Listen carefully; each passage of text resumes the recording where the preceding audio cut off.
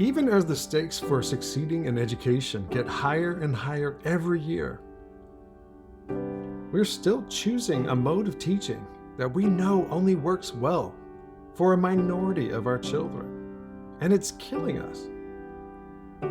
It's time to start talking about the most revolutionary option on the table: unleashing our superpower. Nothing, absolutely nothing, approaches the effectiveness of tutoring. It would be really hard to find an educational intervention that has the same rigorous research base and potential to improve student outcomes as tutoring does. Tutoring, lots and lots of tutoring. That is going to put them way, way ahead. Welcome to Tutoring the Human Superpower. I'm Giles Leeper.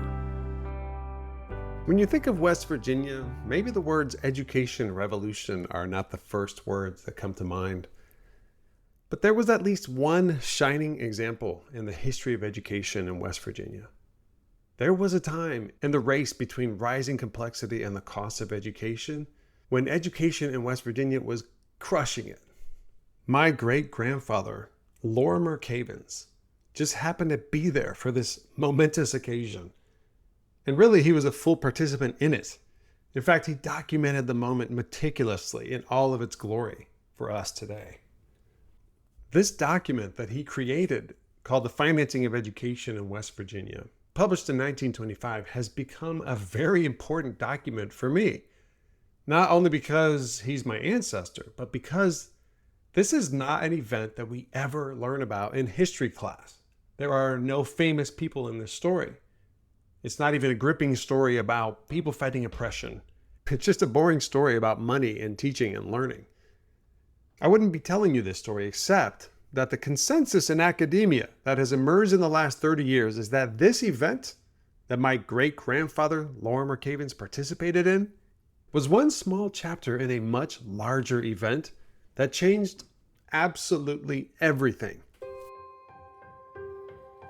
In fact, given how important scholars think it was, it's shocking to me that we still don't teach our children about it. And I know it's kind of clickbait to say something changed absolutely everything. People like to claim that kind of thing all the time. But in this case, I'm not exaggerating. The education revolution in West Virginia was, of course, a microcosm of something that swept the whole country, and then the entire developed world. In fact, this event, to an extent, determined who was in the developed world and who wasn't. And because of it, truly, the world will never be the same. This event is commonly called the high school movement, but as we're about to see, to my great-grandfather, it was about far more than just building new high schools. If we ever want there to be more education revolutions in the future, I think we need to study the education revolutions of the past. How did this one happen? If we understand the sheer ridiculousness that became a reality in the past, maybe we can do it again. For me, the story of this education revolution in West Virginia, even though it was only a temporary one, is an inspiring and hopeful tale. And by the way, you can see this report for yourself. In fact, it's free and it's online. It's even been made into a Google book. I'll link it in the show notes. My great-grandfather, Lorimer Cavins, was born in Illinois in 1880. At that time, Illinois was pretty prosperous, but West Virginia was one of the least educated states in the country and also one of the poorest. The common schools movement had swept the country, but the Southern elites had been resisting investing in education more than any other region. So the nation was spending an average of about 7 years in school at that time, but that was, of course, lower in West Virginia. After Grandpa Cavins earned his PhD from Harvard in statistics, he got an opportunity to go down and help out in West Virginia's Department of Education. The department was underfunded, but the Rockefeller Foundation paid his way down there and covered his salary. So what could a guy with a background in statistics do for a state like West Virginia in the mid-1920s? Well, for one thing, he could count stuff. He could use numbers to figure out what the heck was going on in the state. Because actually nobody knew at that time. States only had a very small role in public education. The federal Department of Education, of course, was not involved at all because it didn't even exist until 1979. Public education was almost entirely a local community affair. So nobody exactly knew what was happening in the state. So Grandpa Cavins spent 2 years going around West Virginia, corresponding with district leaders and studying their records.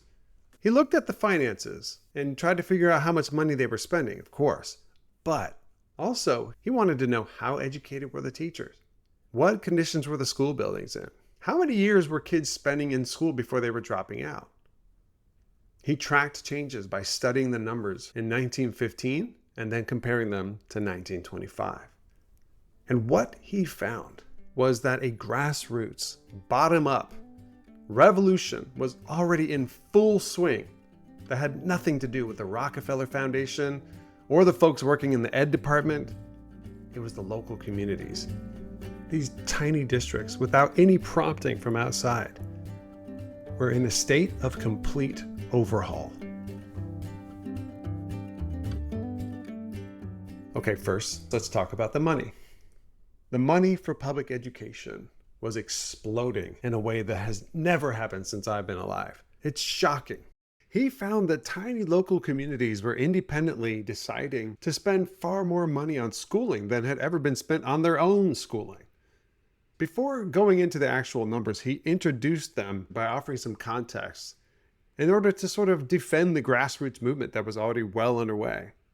And he used words that sound eerily familiar to me.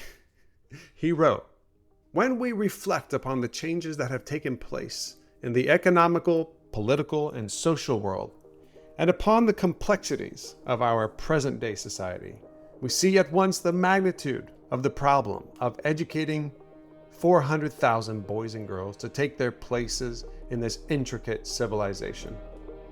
The importance of training the leadership of future generations only serves to remind us of the millions of dollars that have been lost and are now being lost because of the state's neglect in the past." He revealed the numbers. In 1925, West Virginians were paying 350% more money on their local public schools than they had done in the year 1915. In just 10 years, they had more than doubled the percent of all of their money that they were spending on public schools. And for comparison's sake, in my lifetime, since 1977, the percent of our money that we spend on public education has actually gone down. Then he wrote this: "Some readers will see in a study of tables of costs only the increased burden that education is heaping upon the taxpayers of the state. Others will see in the same tables the marked changes that are daily taking place in the intellectual and moral capacities of the boys and girls for whom this money is spent. The point with which we are concerned in this investigation, I take it, is not how much money West Virginia is spending, but what is she getting for the money she spends?" In other words, what was the money paying for? Well, here's what he found. For one thing, the money was paying for better teachers. In 1915, less than 20% of the teachers had graduated from high school. In 1925, 50% of the teachers had a high school degree and either had a college degree or a certificate from a teacher training institution called a normal school. That is a huge transformation. Another thing it was paying for was kids spending a lot more time in school.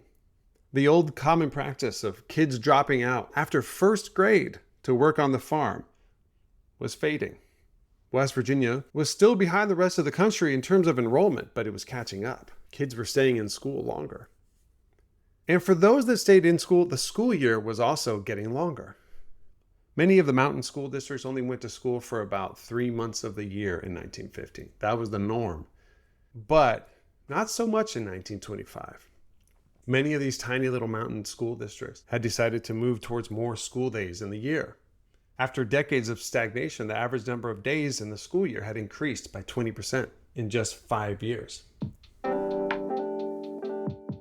And there was a movement away from the old one-room schoolhouse and towards the modern school buildings.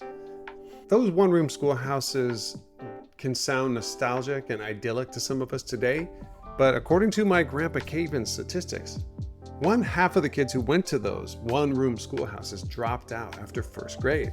By 1925, more than half of the kids were actually going to buildings that we would recognize as modern-day school buildings, and those kids were staying in school longer. Between 1915 and 1925, high school enrollment had more than doubled. Its 7% graduation rate in 1925 was still behind the rest of the nation, which was at 10%. But soon it would double, and then it would double again, and again. 50 years later, West Virginians would be spending almost 3 times as many years in school on average than they had been doing in the early 1900s. It's hard to deny that the money they were spending at this time, a time when education spending was increasing faster than ever before or since, they were buying something of real value and importance. And I can't stress this enough. This revolution did not happen because of the Rockefeller Foundation. It wasn't even because of West Virginia Department of Education.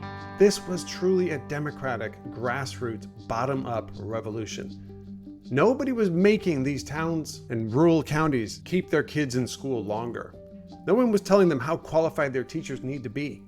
Nobody made them build hundreds of new high schools. Nobody even had that authority.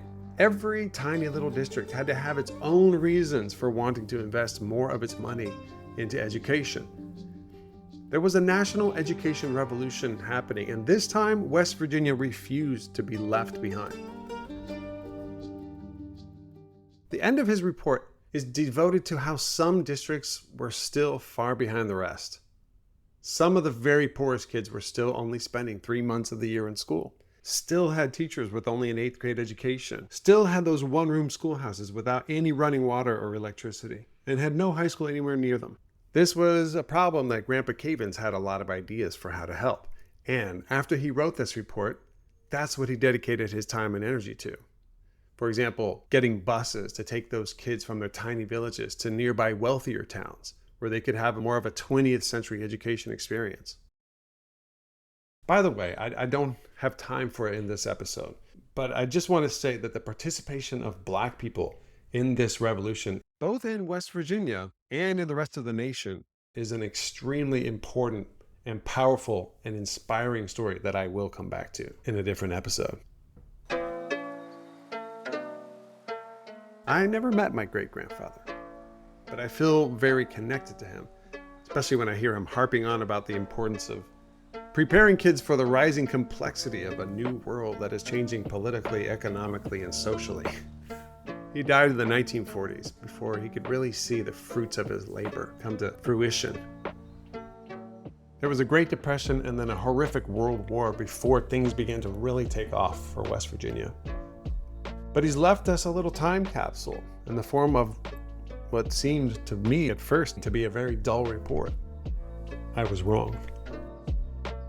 It's hard to imagine that a report called The Financing of Education in West Virginia could be so insightful.